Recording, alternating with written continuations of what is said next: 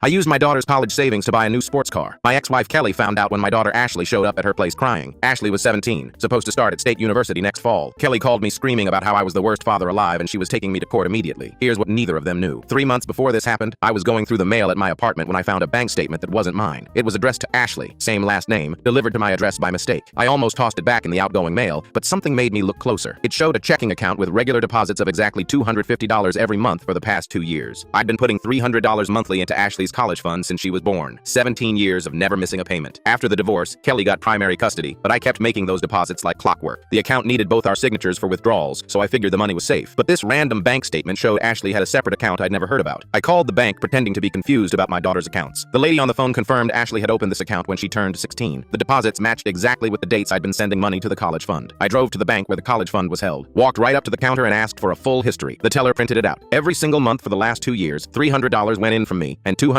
came out the next day. $50 stayed behind to make it look untouched if anyone checked the balance quickly. Kelly and Ashley had been skimming the college fund for 2 years. $6,000 gone. I sat in my truck in that parking lot staring at the papers for probably 30 minutes straight. I hired a lawyer that same week. Turns out, even though the account needed both signatures for normal withdrawals, I could close it entirely with just my signature because my name was listed first as the account creator. The lawyer said since it was my money being deposited, I had every legal right. I withdrew every penny. $43,000 after 17 years of saving. Then I bought a bright red Corvette. Used, but still beautiful. Paid cash. $28,000. I posted pictures all over social media. Parked it right in my driveway where everyone could see it driving past. I knew Kelly would hear about it within hours in our small town. She called me exactly like I expected. Screaming, crying, calling me every name in the book. Ashley got on the phone too, crying about how I was ruining her future and how could I be so selfish. I let them finish. Then I said 6 words. Check your side account statement lately? Complete silence on the other end. The one where $250 appears every month, I continued. The one you've been stealing from me for 2 years while I thought I was saving for Ashley's education. Kelly tried to talk. I can explain.